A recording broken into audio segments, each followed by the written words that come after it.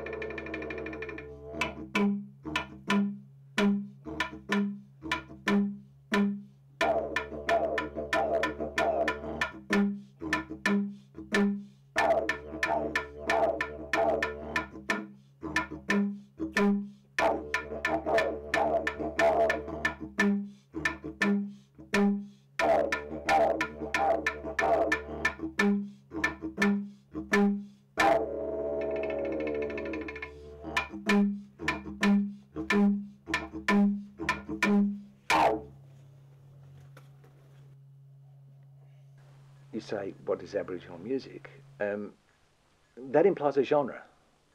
And if you want to sell Aboriginal music, say as part of the world music marketing niche, because that's where it fits most neatly, as far as the marketers are concerned, then people in America, people in England, people overseas, and a lot of Australian people, mainstream people, expect to hear a particular sound. You can identify very clearly what is Cuban music, you know, because of, it may be different artists, but, you know, you've all got that clave, you've all got all the percussion stuff and, you know, the trumpety things.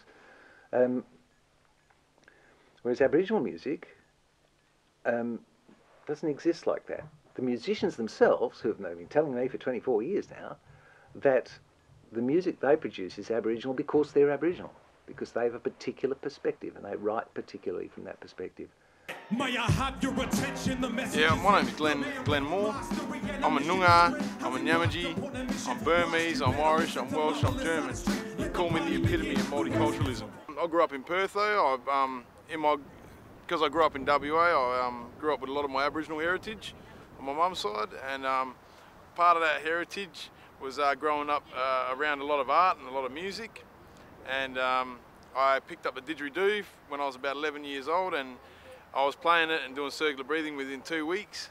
So ever since then, I wouldn't call myself a master, but I've definitely played a lot of professional didge, opened a lot of concerts, played with orchestras, played with various different dance groups. I do workshops at schools, along with other cultural education. Won the Battle of the Didges last year, which was a competition held at NAIDOC Week, and won myself a cool grand in the hand.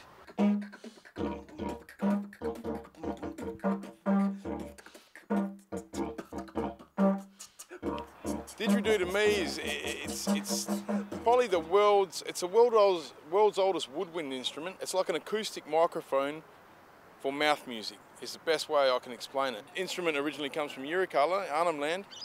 So ceremonially it's called a jungari, which is usually about that big, and you have to be able to sustain a note on it without taking a breath for a minute. I mean, when I was growing up, my uncles had rock and roll bands and country bands and reggae bands, and I suppose I wanted to do something different.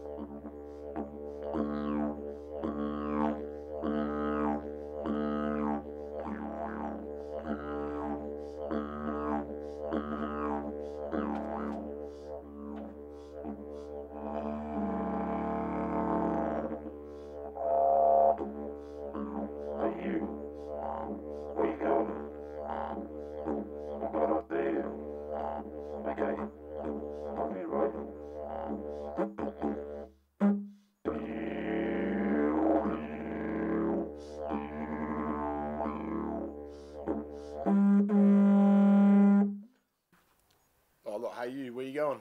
Oh, puts the brakes on. Didgeridoo is very good for your circulation. They reckon 5 minutes of hardcore didge playing is the equivalent to 30 minutes medium pace exercise. So I mean, it's beneficial to your health. It's a good relaxation instrument, and yeah, that's my good buddy, the didgeridoo. We play the didgeridoo for mainly for wider Australians because they like to hear it, you know, and it's a beautiful instrument, so we'll play it. I've danced at NAIDOCs, I've danced at schools. This one school was crazy. What happened?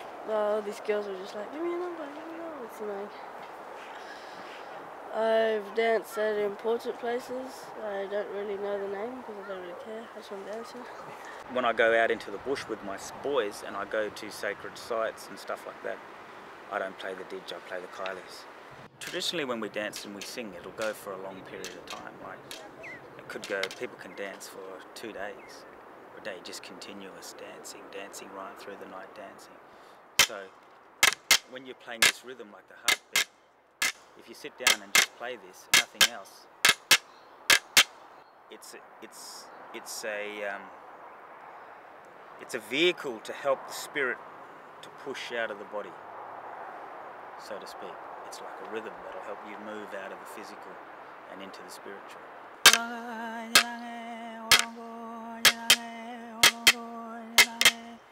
And with the Kailis as well, it helps with the spiritual. So it's also spiritual for the people singing as well as for the people dancing. And we do this for healing as well. It's the best of where you find the fatness. The fact is a shake bumps today, and young people embrace that. That's quite good. I've found that, you know, rap was here for a while. You've got ska that's been around. You've got a lot of things that come through in phases. And the unfortunate part about the Western world is that they're always looking for something new. It's got to be new, got to be new. They don't like something that's tested and proven to repeat on that and do a slight change because of the marketing of acts today. People are just pushing the envelopes, I think, a bit too far, too quickly, and they're losing the essence of what music is about. The beautiful hip-hop that's coming out now, it's incredible music. You can feel their feelings.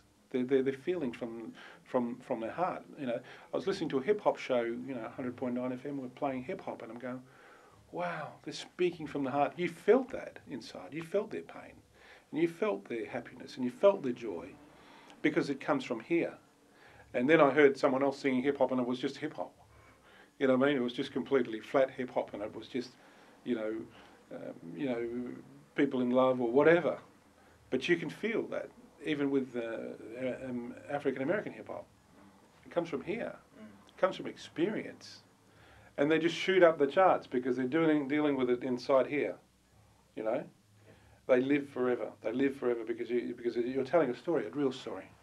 I can't relate to booty and bling and, you know, sex. That's what pretty much commercial hip-hop, you know, sort of is all about, is sex sells, you know, and that's what they're trying to make money from, is selling sex through hip-hop music. But I like the hip-hop that actually, the true hip-hop, where hip-hop truly comes from, is like from messages. You know, they're telling a story. And that's the kind of hip-hop that I love as an artist, is something that I can relate to. My name is Thalia, and I was born in Darwin. I was the only baby born on Mother's Day in the Darwin Hospital in that year. My mum originates from the Murray tribe in Queensland. She's from the Atherton Tablelands, and my dad is Greek. The only thing that I remember about my childhood and music was at church. My granddad was a pastor at that time growing up, and he was a pastor all his life up until the day he passed away. And, you know, that's what I remember about music as a child, is when I went to church, you know, there was a church band, and me and my little cousin would get up as 5-year-olds and sing a song and, you know, laugh at in the microphone and that sort of thing. My granddad, you know, played the guitar acoustic, and, you know, he used to sing as well at church. So I grew up around a lot of church music as a child. in growing up in my grandparents' house, we had no TV, we had no radio. Being Christian, they didn't really believe in that sort of a thing, so we weren't allowed it, and whatever music was played was Christian, like gospel music. So the Jimmy Swaggarts type music and yeah, whatever else was playing at that time. I wouldn't be here if I didn't have that something that inspired me, or that one person that pushed me to believe in myself, and I wouldn't be here. So that's hopefully what I want to be able to do for people as well through my music. A lot of the music that the students here write is very story-based, and it's also strongly based in the things that are important to Aboriginal people, Aboriginal society. It's written in a lot of the styles that are contemporary commercial styles, and of course, as we know, the contemporary commercial styles, which are all drawn from essentially American black music, a lot of them speak a lot about love. And I noticed that the songs, even if they're in those styles, the songs that our students and the people I know write are much more concerned with the internal workings of Aboriginal society, and obviously with their political situation and the difficulties that are thrust upon them by the mainstream society.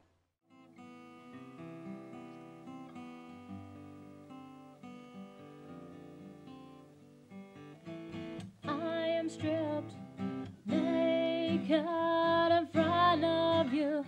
Each time you lay your filthy eyes on me, and deep inside I never sleep. 'Cause you're a free man, like a life taken before her time. You have stolen what was mine.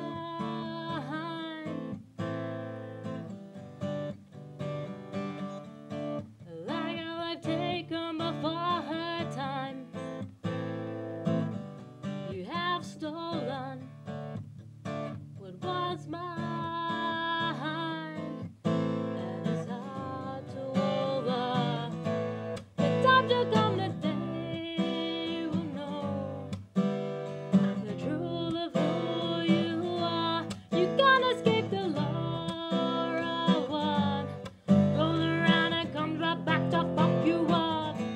'Cause the truth will set me. It's a very raw song. It's really highly blunt. There's really no secrets in it. The lyrics are very blunt and are very harsh in a way, if you really look at what I'm saying. And yeah, it was basically a song that I wrote and personally from personal experience. And writing that song, for me, writing music such as that, expressing my stories through song, is a way of release and outlet to liberate myself from the silence that I was basically told to live in my whole life. I've really sort of workshopped the song in terms of the song structure. So what you hear on that has been like a process of 2 years of just perfecting one song. The traditional songs now are still not written. It's not written. It's actually it's an oral history, and that's the strength of the songs. It's oral. Once you write it down, you actually change the whole dynamics of what it's about. You cannot write down the rhythm, the tempos, and the tones that a song is that's been handed down. You cannot do that. You can do it in a clinical fashion and say these notes. This is what it's done in. You can write down the sort of the tempo and the rhythm, but you'd never ever get it. So I think there's two different worlds: the traditional oral history of handing things down, and the contemporary documentation and composing of music. But a traditional song is just Aboriginal people coming up with a song in a time that affects them. So And so I could come up with a song here, a traditional song in the words of my people, singing about what affects me, and 100 years down the track, that'll be a traditional song. So we've got to remember that even though we want to do the traditional songs from the old days, that we've got to keep making the songs as well. And I've made a couple of songs that I sing about things that affect me and my culture, Part of that is imparting knowledge to someone. If you have a Chinese whisper and I pass the Chinese whisper around, and at the end of the Chinese whisper it'll be a complete disjointed story. It'll be a completely contorted story without anything. But if you put music to it, the most amazing thing about that story, it stays intact. Why is it that Twinkle Twinkle Little Star is a song that lasts forever? It becomes eternity. Why? My pop, Ken Colbung, was the one that was telling me all this stuff and showing me things. And as I got to do more things with the elders, you come to realise what it's really about, and then you start to understand that songs have to continue and they have to be made, and if you don't do them, who's going to do them? And I've got young sons and children, so it's important for me to make sure that there is songs and things there for my sons, because I want my sons to sing songs that I made that will be handed down to their sons, and that'll be their connection to me and the connection of their children to their grandfather. So yeah, it's important. It's important for me and my family, but also it is, the old people sort of did let me know that that's the sort of things that you have to do to continue the culture. I've often thought, gee guys, you come from the world's oldest living culture, and what, you got your baseball hat on backwards and you're going yo, and you're copying a 400-year-old slave culture. I can understand the connection, but that's a white fella view from the outside. But then I put myself in those young fellas' situations, and I say, well, every time I turn on the TV, the only person I see who's vaguely my colour and general look, the only people I see are these American guys on video hits and things like that. So, as I say, if I was a 16-year-old Aboriginal guy, that's what I'd be identifying with. We live in a modern world, and my kids are no different to anybody else's kids. They want Nike shoes, they want to go to the movies, they want to hang and all that stuff.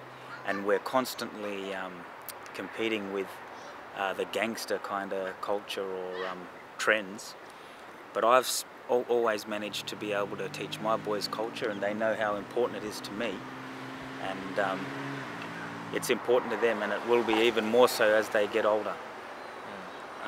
Kids don't really do what you say, they do what you do.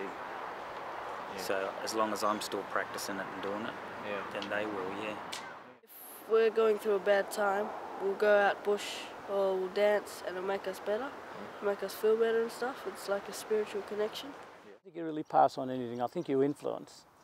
And I've got 3 sons, and they all play didgeridoo, and they all know the songs, and they all dance. My daughter sings, and she dances. So I've influenced them. I haven't said to them, you have to do this. They chose it, and they've got their own forms and styles now. They still use some of my bases, but they've got their own structures. So that's part of the evolution. They're doing exactly what I was doing. Aboriginal. My culture's strong. I keep it alive every day. I tell people about it. Yeah, it shouldn't be a secret because we're kind of losing it. A lot of Noongars are afraid to get up and dance, so we're trying to get it out there as much as we can. English is my first language. I know a bit of Pidgin slang, I know a bit of Adelaide Noongar slang, I know Noongar Nyamaji slang, but to tell you the truth, I don't speak Aboriginal language fluently, but I identify myself as an Aboriginal man. Does that make me not Aboriginal, the fact that I can't speak language? I don't think so. I mean, Aboriginal people today, we're a modern society like any other society from around the world. So yeah, I don't think you have to speak an Aboriginal language. Now if you love hip-hop and you like the bright, say hell yeah. If you love hip-hop and you like the sound, say hell yeah. Step out of your protected zone. There's a lot going on outside your home. Take a walk around the block into the great unknown. You find more life than inside a mobile phone. Believing what you're seeing on the TV shows, like believing there's a meter for a cheating bloke. And even if you're catching not asleep on his own, doesn't mean cheating me to know we gave her the bone. Today, tonight's conniving, bad news at the right time. Stick in a lie or two and make it frightening into the likening of a current affair, where fair is just the colour to be changing your hair. Who cares about the people and the actual truth? Apparently they do, because they do it for you. They just want to bring reports of contractable flus, selling the horde small tubes of animal food. And after the news, you're hoping to stay to watch the role model gaze up and home and away. Ha! It's two-faced, the talk of immigration when Australia Day celebrates the invasion. Full stop, controversial recipe, comma. Peace out, everyone. Thank you so much for coming.